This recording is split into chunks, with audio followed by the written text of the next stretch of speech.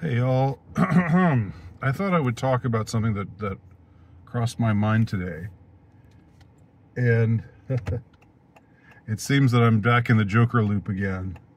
Remember, well, those of you who've been with me for long enough to remember me from 5 years ago know that I was making I did a lot of videos where I discussed the original Joker, and now that Joker has made a definite impression, let's just say.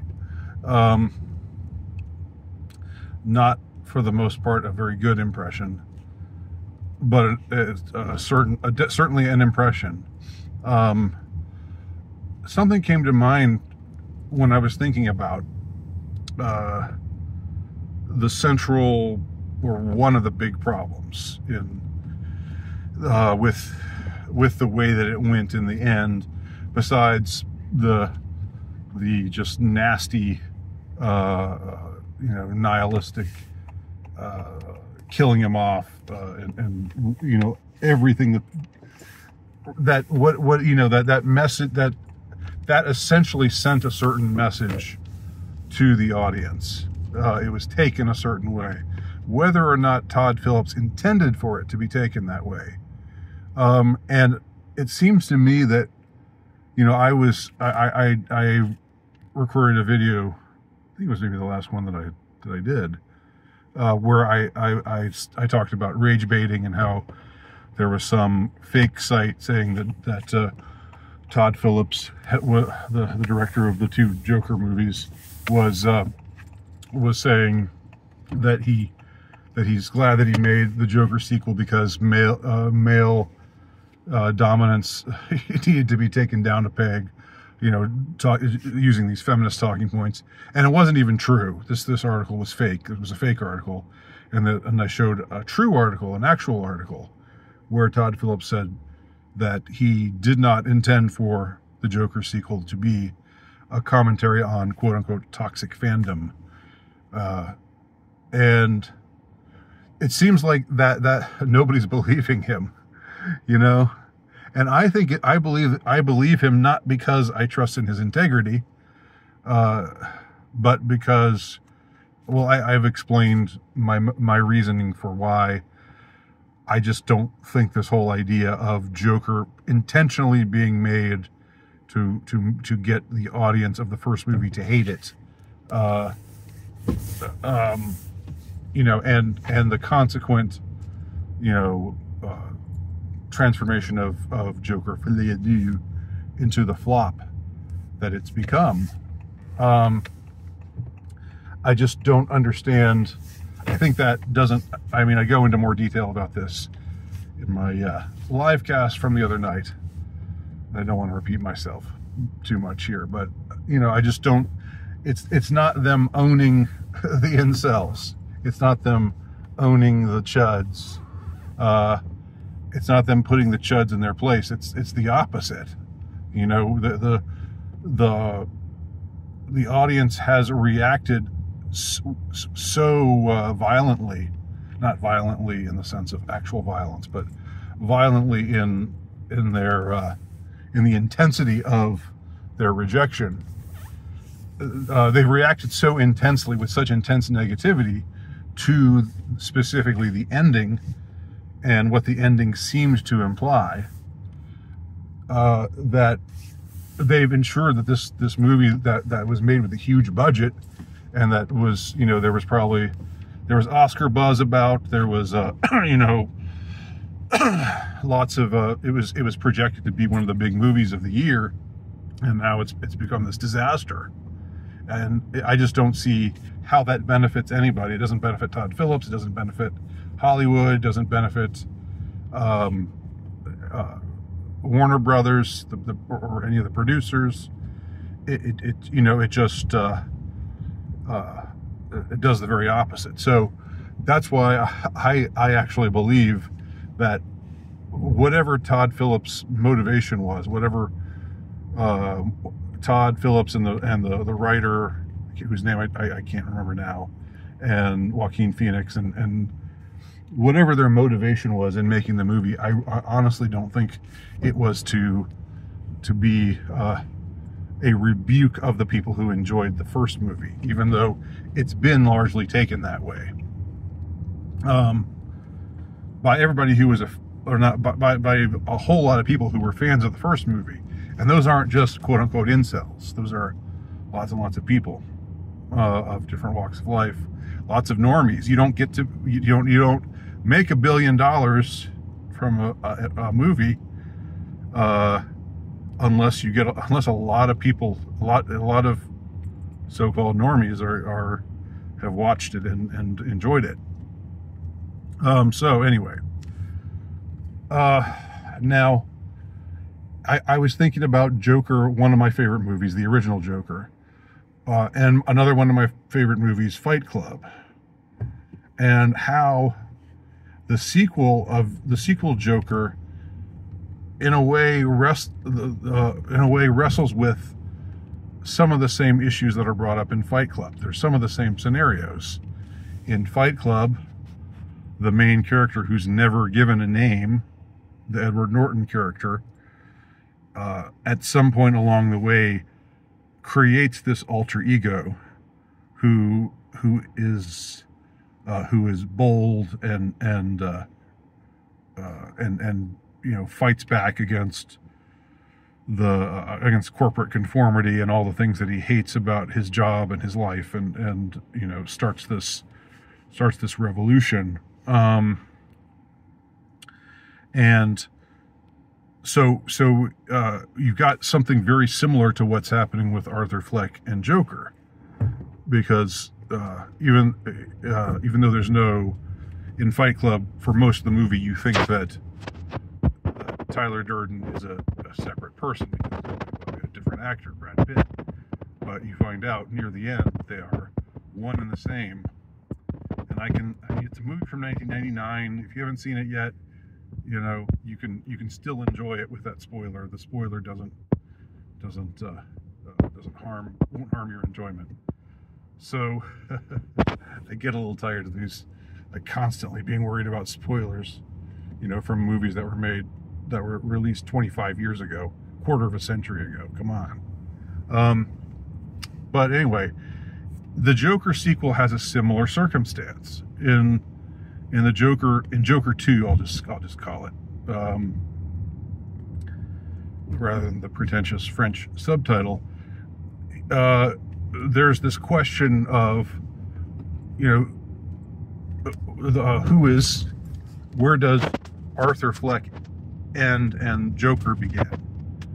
Because in the original movie, Arthur Fleck, who was this weak, beaten down man who had this miserable life, who'd suffered all kinds of abuse, he becomes, when he becomes Joker, he becomes this strong and homicidal character, this murderous character. And so there's a similarity there, like the beaten down main character, the Edward Norton character in Fight Club, is equivalent to the Arthur Fleck character in Joker, whereas the Joker persona, the bold and violent and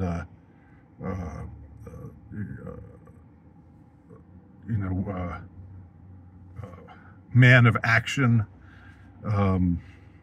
perhaps psychopath, certainly homicidal, the man who wants to tear everything down, wants to werewolf and go wild, that he's the equivalent of Tyler Durden.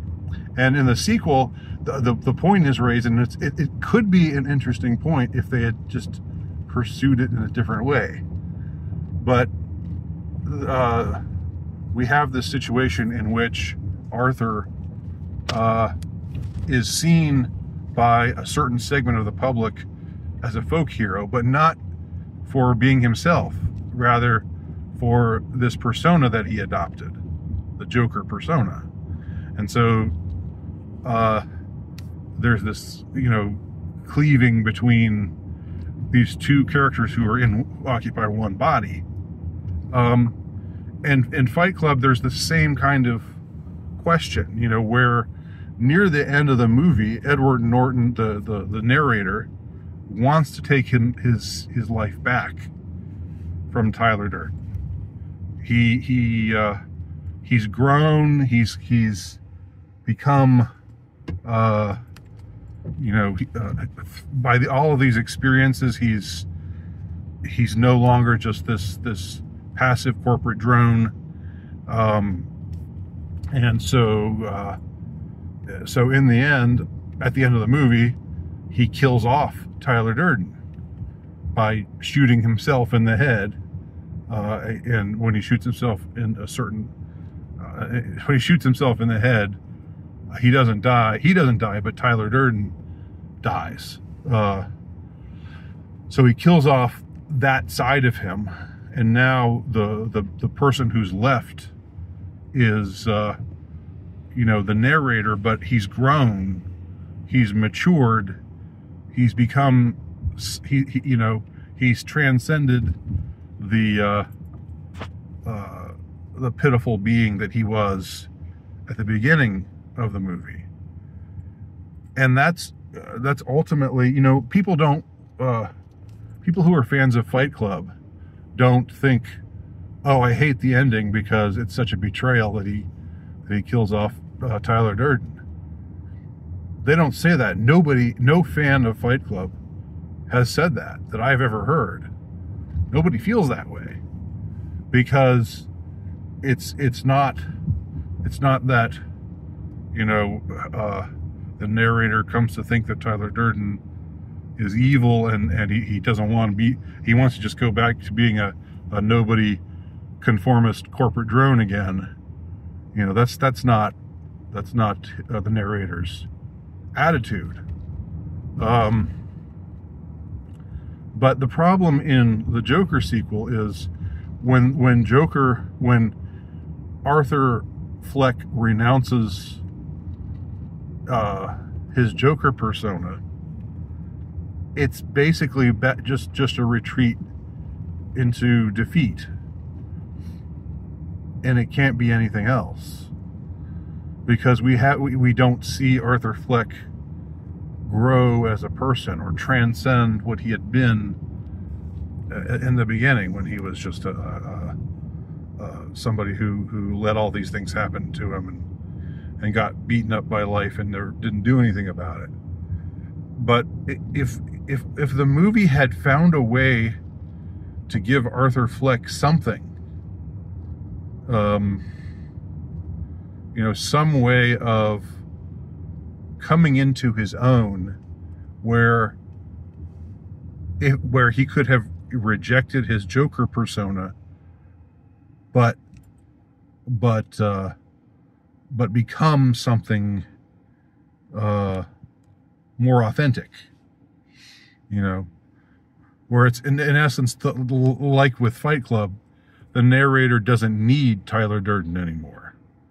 He doesn't need him anymore because he's actually grown and transcended his lesser self, and has matured and has become somebody. And he gets the girl. You know, he ends up with Helena Bonham Carter's character.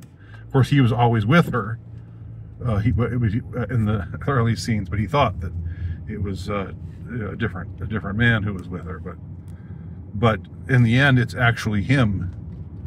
It's actually the narrator who's with her. So he gets the girl. He accomplishes the revolution, even though he tried to undermine it. You know, still he's unable to, and the buildings all come down, and who knows what happens next for civilization. But it's a hopeful ending. I won't say happy ending necessarily, but it's a hopeful ending for Edward Norton's character.